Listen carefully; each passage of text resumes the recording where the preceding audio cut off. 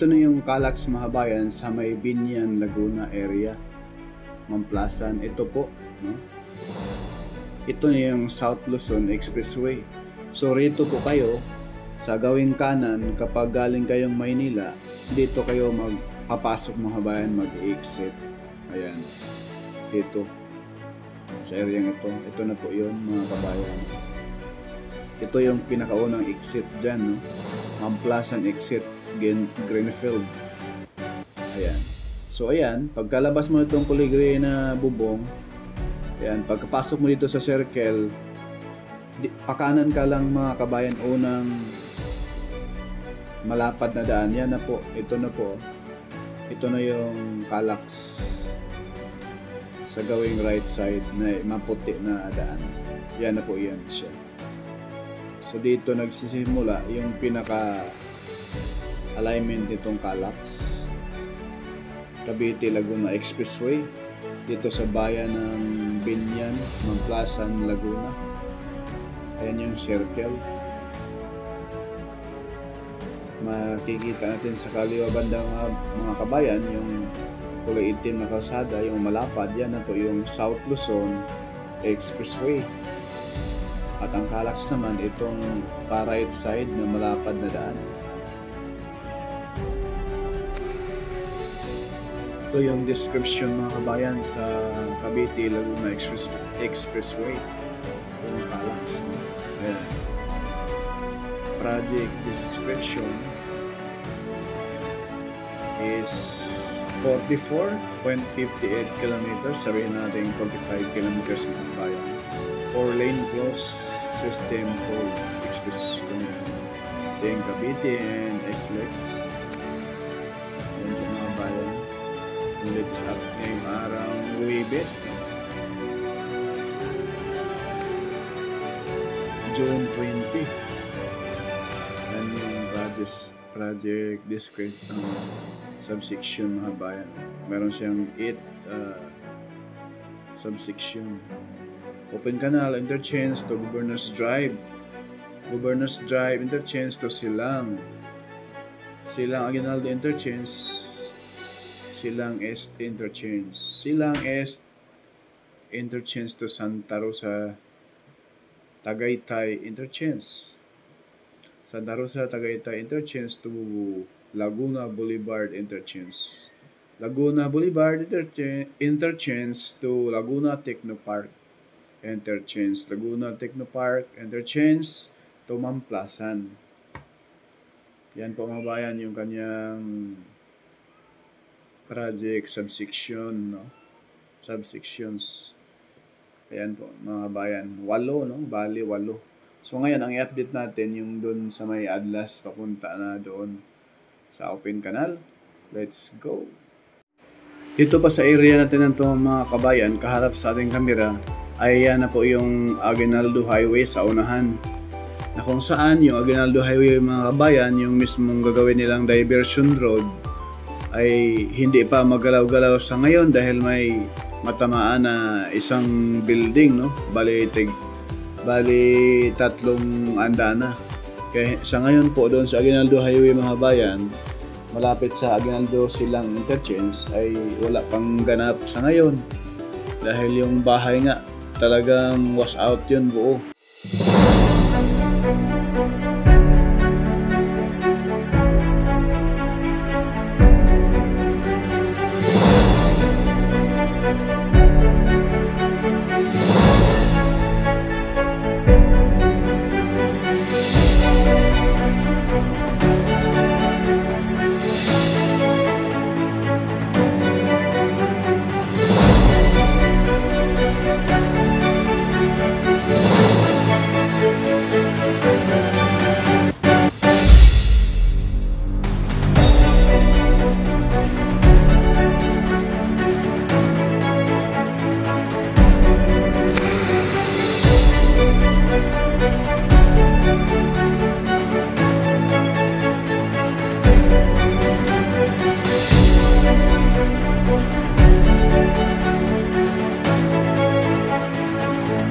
Dito sa area na ito, mga kabayan, tatambakan pa po ito, no, ng lupa.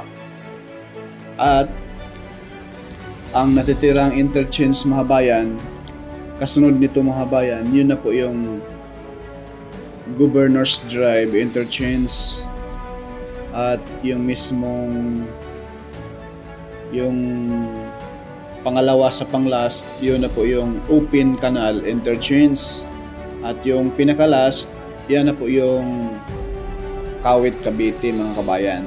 Yun na po yung pinaka-end ng Calax.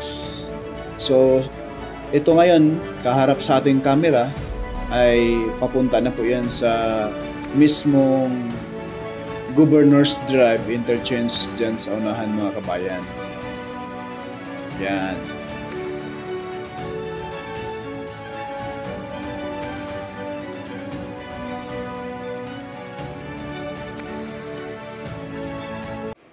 Ito na po yung kuha natin sa baba mga kabayan, na kung saan dyan sa unahan gagawa sila ng tulay dyan dahil po mayroong ilog po dyan sa unahan. Hindi naman gaano kalaki na ilog, pero gagawaan nila ng concrete box culvert or tulay, no? At saka na po tatambakan. Dito sa area na to mga kabayan, tatambakan pa ito ng lupa. Medyo dito sa Barangay Adlas ay ayan po yung malaking drainage. Napakalaking drainage po yan mga kabayan. Kung saan dyan po dadaan yung mismong Calax, no? Cavite Laguna Expressway. Yan, puspusan na po yung ngayon ang paggawa dito. So ngayon lang po ito nagawa mga kabayan, posibleng nagkaunawaan na po sa may-ari ng mga private na lupa rito. Kaya ito na, tuloy-tuloy na yung gawa. Itong areang ito, malapit na po ito sa Governor's Drive interchange sa may mismong katabi ng Welcome, no? Sa may kahabaan ng General Trias at kanto ng Arnaldo Highway. Ayan po mga bayan. Once na ito ay matapos, itong Calax na ito ay overlooking sa mga taniman rito ng mga gulay, no? Masisilayan natin na napakaganda pala ang Cavite, no? Ito na po mga bayan yung area. Ayan po, dito po tatagos sa area ng ito. Ayan yung Welcome sa kaliwa. At iyan na po sa baba yung kahabaan ng General Trias, no? Papuntang Naik, papuntang Arnaldo Highway. Ayan.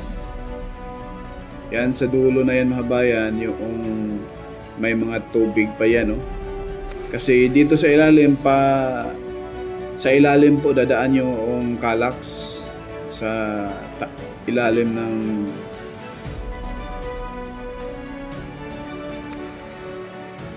General Trias na itong habayan, yung habaan na to. At yung pakaliwa papuntang Robinson Dasmariñas at SM Dasmariñas mga kabayan, dyan sa kaliwa. Itong pakanan papuntang Naik, Gentry at Arnaldo Highway. Ayan. Ayan po yung hukay dyan. Malalim na po yan. At may baon na po yung mga poste dyan sa ilalim ng habayan, no? Kasi gagawa dito ng parang ayon tulay mismo. Ayan po yung mga poste sa kaliwa. Bali 1, 2, 5 poste, 6 na poste po sa kaliwa. Sa ganung sa kanan po, same lang din siguro yan mga kabayan. Yung nilagyan ng poste na yan, yan po yung original na alignment ng General Trias, mga kahabaan ng General Trias, no? Ng main highway na yan. Diyan po. Kasi itong mga sasakyan ngayon dito, gumawa lang sila ng diversion road. Ito po, temporary lang yan mga bayan, no? Once na matapos na yung pinaka main road, malagyan na po ng semento at itong ginawa nilang diversion road, huhukayin na rin yan mga kabayan. Ayan, doon po tayo galing kanina sa pinakadulo. Ayan, yung sa likod ng mga punong kahoy dyan, no? At ipakita ko lang po sa inyo yung view rito. Ayan, yan po yung Welcome. Buti na lang hindi siya natanggal, hindi natamaan ng expressway. Ito po yun mga bayan, sa kabilang side po ito. Ito na yung toll gate dito po sa mismong Governor's Drive Interchange. Ayan na po yung natambakan pala ito ng tubig mga kabayan. Ayan, dito po yung alignment. Ayan, yung malaking hukay na yan, pahaba. Napakalaking challenge sa ngayon sa mga kontraktor, sa mga expressway, dahil po tag-ulan na. Yung mga gawa nila ay tulad nito, yung mga hukay nila ay matatambakan ng tubig. Ayan na po yung alignment, yung hukay na yan, yung parang malaking kanal na yan. Yan na po yung alignment ng expressway.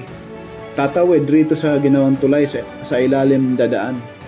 So ganyan din po ang gagawin rito mga kabayan sa pinaka main highway sa may General Trias, no? Kahabaan.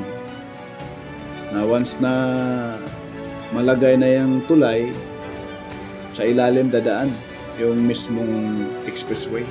At dyan sa unahan mga bayan, napakalaking hamon po yan sa kontraktor nitong Calax. Dahil ayan napakaraming bahay dyan, may mga building pang matamaan. Nako. Itong way naman ito ay papunta naman po yan doon sa mismong Mayor's Drive sa may Arnaldo. Tatawid sa Arnaldo Highway at pa-open canal na. Yung open canal interchange mga bayan, may mga drone shot na rin tayo doon. Next upload na rin po natin, part 2, no? At ipakita ko lang po sa inyo yung baba natin. Yan na po yung toll gate dito sa Governor's Drive Interchange. Yan, so far nung last month tayo ay nag-update rito, ay mayroon na rin yung bubong yung mismong toll gate nila. Ang improvement lang itong kaliwa yung building sa kaliwang side. Yan lang po ang improve dito sa area. At yung mismong hukay doon, lampas ng tulay, yan na po yung kahabaan, yung kalye na yan mga bayan, yan na po yung Arnaldo Highway. Yan na po yung kahabaan ng Arnaldo Highway. Kanto yan dito sa Gen 3, no? General Trias, papuntang Naik. Ayan, yung building na kulay maroon na pintura, talagang tumbok yan. At pati doon sa unahan, yung kulay green at kulay puti na building na yan. At napakaraming bahay yung matatamaan dyan. Sana ilihis konti ng expressway, no? May iwasan yung maraming bahay dyan. Pwede naman ilihis sa kaliwa banda. Kasi kung itumbok, napakalaking bayarin yan mga bayan. Napakaraming bahay. May dalawang building pa yan. Ayan. Kaya hindi rin basta-basta, no? Maraming nagbabatikos. Bakit daw napakatagal? Lalo na yung SLEX TR4, no? Hanggang dito lang muna mga bayan. Abang-abangan po ninyo ating part 2 sa Open Canal Interchange. Shout out kay Ma'am Ami Campbell, Ma'am Bisa Torres. Thank you. God bless.